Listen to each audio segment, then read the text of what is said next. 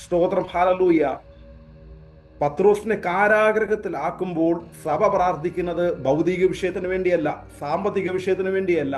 അവരുടെ ആകെ ഒരൊറ്റ പ്രാർത്ഥനാ വിഷയം, കാരാഗ്രഹത്തിൽ കിടക്കുന്ന പത്രോസ് പുറത്തു വരണം. സ്തോത്രം, ഹല്ലേലൂയ. സാധ്യതകൾ മുഴുവനും ഓപ്പോസിറ്റാ, ചാൻസ് മുഴുവനും നെഗറ്റീവാ. സ്തോത്രം. തൊട്ടു മുമ്പ് ഒരുത്തനെ കൊന്നു കഴിഞ്ഞിട്ട് നിൽക്കുന്ന ഒരു സാഹചര്യമാണ്. ഒരു മരണം ഓൾറെഡി സംഭവിച്ചു കഴിഞ്ഞു. നെക്സ്റ്റ് ഏത് മൊമെന്റ് വേണമെങ്കിലും സംഭവിക്കാം. പക്ഷെ കാരാഗ്രഹത്തിനകത്ത് കിടക്കുന്ന പത്രോസ് അവിടെ കിടന്നുറങ്ങുകയായിരുന്നു എന്നാ വചനം പറയുന്നത്.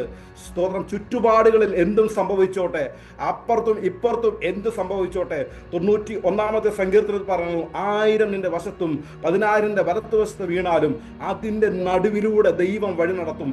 പറഞ്ഞതിന്റെ സാരം, 1000 ഇപ്പുറത്ത് വീണെന്നിരിക്കാം, 10,000 ഇപ്പുറത്ത് വീണിരിക്കാം, 10,001 ഹല്ലേലൂയ 11,001 നടുവിലൂടെ നീ ഒരൊറ്റ വ്യക്തിയായി നടക്കും. കാരണം നിന്നെ നടത്തുന്നത് നിന്റെ കഴിവല്ല, നിന്നെ നടത്തുന്നത് നിന്റെ പുണ്യപ്രവർത്തിയല്ല, നിന്നെ വഴി നടത്തുന്ന സർവ്വ സൃഷ്ടാവാകുന്ന ദൈവമാണ്. ഇന്ന് പകൽക്കാലം എത്ര പേർക്ക് പറയുവാൻ കഴിയും, എന്നെ വഴി നടത്തുന്ന ഒരു ദൈവമുണ്ട്, എന്നെ ശക്തീകരിക്കുന്ന ഒരു ദൈവമുണ്ട്, ഏത് പ്രതിസന്ധിയുടെ നടുവിലും എനിക്ക് വേണ്ടി ഇറങ്ങി വരുന്ന ഒരു ദൈവമുണ്ട്. ഉപവാസത്തിന്റെ 12-ാം പകലിൽ ദൈവാത്മാവ് പറയുന്നു, ഹല്ലേലൂയ, പ്രാർത്ഥിക്കുന്ന പ്രാർത്ഥനകൾ വൃഥാ ആയി മാറത്തില്ല. ഹല്ലേലൂയ. അവര് പ്രാർത്ഥിച്ചുകൊണ്ടിരിക്കുവായിരുന്നു. ഹല്ലേലൂയ. അവരുടെ പാസ്റ്റർ കാരാഗ്രഹത്തിലാ. പത്രോസിന് വിടുവിക്കപ്പെടണം, പത്രോസ് പുറത്തിറങ്ങണം, പത്രോസിന് മേൽ ദൈവപ്രവൃത്തി സംഭവിക്കണം, കാരാഗ്രഹത്തിൽ ദൂതനിറങ്ങണം, കാരാഗ്രഹത്തിൽ ദൈവപ്രവൃത്തി വെളിപ്പെടണം.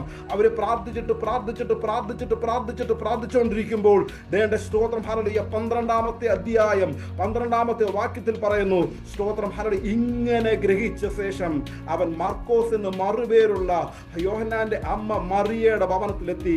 അവിടെ അനേകർ പ്രാർത്ഥിച്ചുകൊണ്ടിരുന്നു. സ്തോത്രം, ഹല്ലേലൂയ. അവൻ ആ വാതിൽക്കിൽ നിന്ന് മുട്ടുന്നു. സ്തോത്രം, ഹല്ലേലൂയ. തൊട്ട് താഴോട്ടുള്ള വാക്കും നമ്മൾ കടന്നു ചെല്ലുമ്പോൾ നമുക്കറിയാൻ കഴിയും.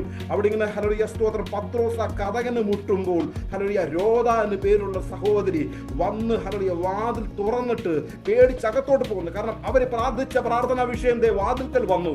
ഞാൻ ഇങ്ങനെ പറയും, പ്രാർത്ഥിച്ച് അവസാനിക്കുന്നതിനേക്കാളും മുൻപ്, പ്രാർത്ഥിച്ച് ആശീർവാദം പറയുന്നതിനേക്കാളും മുൻപ്, ആ പ്രാർത്ഥന നിർത്തുന്നതിനേക്കാളും മുൻപ് ആ പ്രാർത്ഥനയുടെ മറുപടി ഭവനത്തിൽ എത്തിച്ചെങ്കിൽ, ഇന്ന് ഈ ഫാസ്റ്റിംഗ് പ്രയർ അവസാനിക്കുന്നതിന് മുൻപ് പ്രാർത്ഥിച്ചു തുടങ്ങിയ ചില വിഷയങ്ങൾക്കകത്ത്, സാമ്പത്തിക, ഭൗതിക, ആത്മീക സമസ്ത വിഷയങ്ങൾക്കകത്ത് ദൈവത്തിന്റെ പ്രവൃത്തി, ദൈവത്തിന്റെ കരം തക്ക സമയത്ത് പ്രവർത്തിക്കുമെന്ന് വിശ്വസിക്കുന്നവർക്കായി ഞാൻ ദൈവത്തെ സ്തുതിക്കുന്നു, വാഴ്ത്തുന്നു.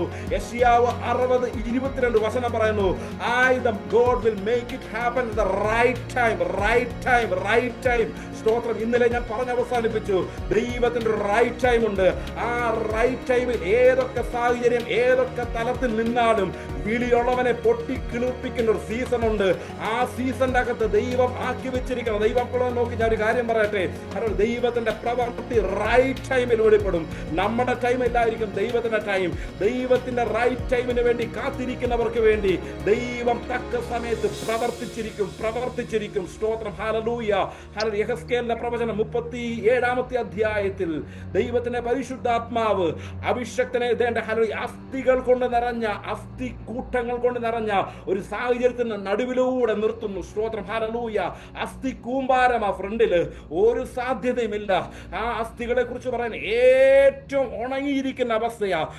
ചുരുക്കം പറയുകയാണെങ്കിൽ നമ്മളെ ആ ഒരു തലവുമായിട്ട് കമ്പയർ ചെയ്യുവാണെങ്കിൽ ഒരു ചാൻസും ഇല്ല, രക്ഷപ്പെടാൻ ഒരു സാധ്യതയുമില്ല, ഈ വിഷയത്തിനകത്തുകൊണ്ട് പുറത്തോട്ട് വരുവാൻ ഒരു ചാൻസും ഇല്ല. എന്നാൽ ഞാൻ പറയട്ടെ, വിളിച്ചത് ദൈവമാണോ? ഇന്നേവരം കൊണ്ടുവന്നത് ദൈവമാണോ? ഇന്നേവരം വഴി നടത്തിയത് ദൈവമാണോ? ആ ദൈവത്തിന്റെ കരങ്ങളിലേക്ക് ഇന്ന് പകൽ